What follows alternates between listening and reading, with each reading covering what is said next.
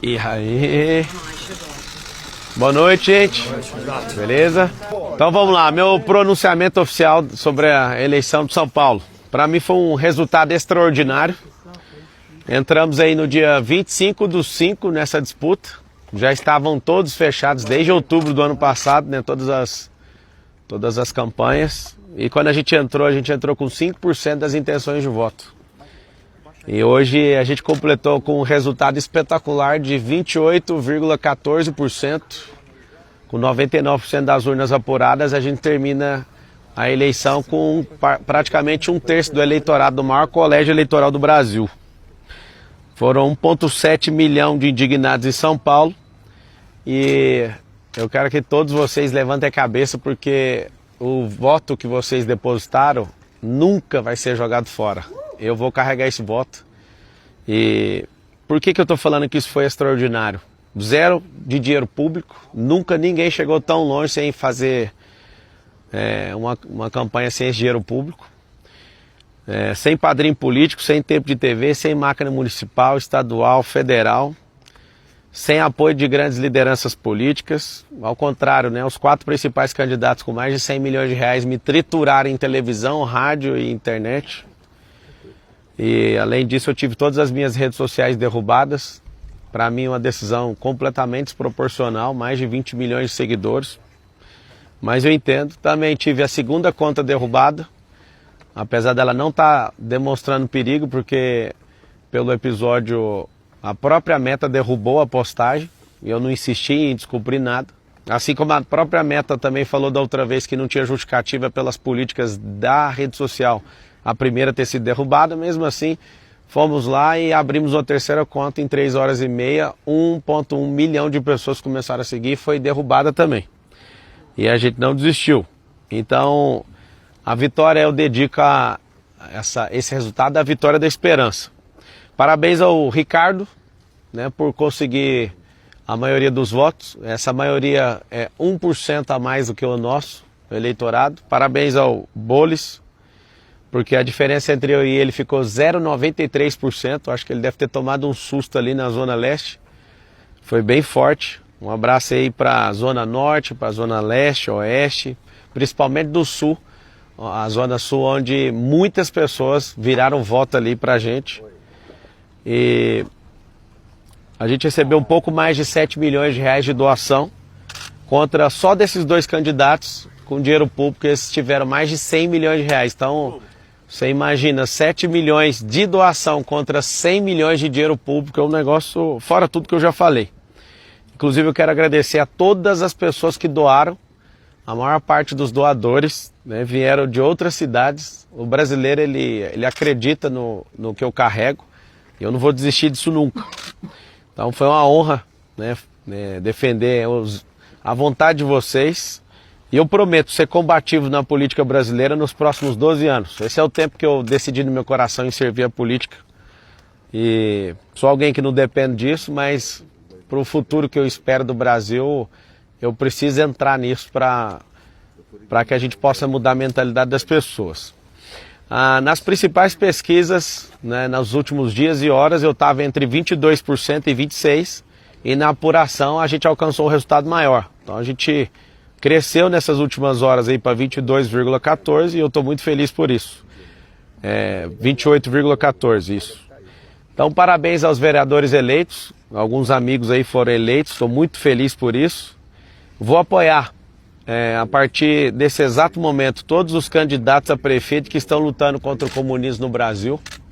Apesar de ser piada para alguns, para mim não é. Essa praga que veio para a América Latina depois da Segunda Guerra Mundial. Contem com o meu apoio. Eu quero lutar pelo um Brasil melhor. Eu vi que eu consegui ajudar a impulsionar um candidato ali em Goiânia de última hora. Eu gravei um vídeo que eu senti no coração de mandar para ele. Ele acabou em primeiro. A Cristina, em Curitiba também, ela conseguiu ir para o segundo turno. Agora eu vou dar uma acelerada em alguns candidatos que precisam de ajuda para a gente ter essa vitória aí. E tomara que o Ricardo leve em consideração algumas das nossas propostas, porque afinal de contas o eleitorado dele é exatamente o tamanho do meu eleitorado aqui em São Paulo.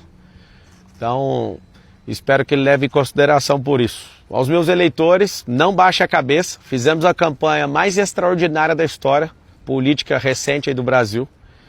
E não sei se vocês viram, muita gente se levantando contra, por conta de ciúmes, né, do dinheiro público. Muita gente se levantando contra por conta de ciúme eleitoral. Outras pessoas levantando por conta espiritual. Então foram muitos ataques. E eu não consigo esconder minha alegria em ver tanta gente, né? É tão difícil ganhar um voto na urna, vocês não têm noção quem nunca se candidatou. As pessoas elas não fazem noção do que é você tomar 10 mil votos. 10 mil votos é um fim de mundo. Eu, para deputado federal, tive 243 mil votos e falei para todos eles, eu vou carregar isso aqui. Então, da minha parte, eu não vou desistir. E quero deixar bem claro que o Brasil vai se tornar a nação mais próspera da Terra até 2050. Eu fui o primeiro brasileiro a ver isso e eu vou investir. Por mais que eu não tenha virado funcionário público na data de hoje, eu vou servir do mesmo jeito. Eu vou estimular pessoas boas a irem para a política. Aprendi muita coisa nessa disputa eleitoral. Aprendi muitas coisas que me fizeram amadurecer como pessoa, como cidadão. E São Paulo perdeu a única oportunidade de me ver prefeito dessa cidade. Meu coração estava 100% entregue a isso. Mas confesso que a vontade do povo nas urnas, ela prevalece. Eu sei de muitas pessoas que estão querendo construir aí algumas teorias, mas eu respeito a vontade do povo. E a gente chegou de última hora. Que Deus abençoe a nossa cidade de São Paulo, o Brasil e o povo brasileiro. Eu acredito de verdade no Brasil e no brasileiro. E para finalizar, eu combati o bom combate, percorri a carreira, guardei a fé e 2026 está logo ali. Um beijo para todo mundo. O senhor disse que você espera que o Ricardo Nunes considere algumas das suas propostas. Isso pode ser lido como uma sinalização de eventual apoio? Você vai apoiar ele no segundo turno? Então, vai depender do que ele falar sobre as propostas. Tá nítido, né, que ele pegou muito pesado com a minha pessoa, foi muito injusto comigo. Eu entendo que é coisa de marqueteiro isso. Eu não sou homem de carregar mágoa, de carregar raiva. Eu fui por tudo ou nada com todos eles, né, pela desproporcionalidade do que eles fizeram comigo. Leia-se aí principalmente tanto o Boulos como o próprio Ricardo. Mas pelo bem comum, ele entendendo, né, sobre... Ele já sabe que da minha parte eu não preciso de cargo, eu não preciso de absolutamente nada disso. Então, colocar a educação financeira nas escolas, colocar a empresarização para rodar, né, porque o empreendedorismo liberta, fazer as escolas da cidade de São Paulo se transformar em escolas olímpicas. Se ele considerar isso, a gente pode conversar numa boa. O senhor já entrou em contato com ele? Eu mandei uma mensagem para ele dando os parabéns. Para ele, Respondeu? Eu não vi a mensagem. E o seu futuro, Pablo? Meu futuro é o seguinte, eu sou servo do povo. Se fosse para ser, tem gente que, cada um cria uma teoria, né? O Marçal quer poder que ele não tem. Todo poder que um político tem, eu tenho. E se eu não tiver, eu posso patrocinar um político, né? Eu que sou um homem bem sucedido, o que eu quero é fazer pessoas boas entrarem na política. Então, foi o resultado mais extraordinário que eu, desde pequeno, né, assistindo política, consegui ver até hoje. Marçal, eu poderia ter colocado meu dinheiro e ter um resultado talvez maior, né? Mas eu me propus a não envolver meu dinheiro em nenhuma empresa. Todas as pessoas que falaram que eu coloquei, que está com essa tese aí de abuso de poder econômico, é mentira, porque eu não coloquei mesmo. Eu fui até o final honrando essa palavra.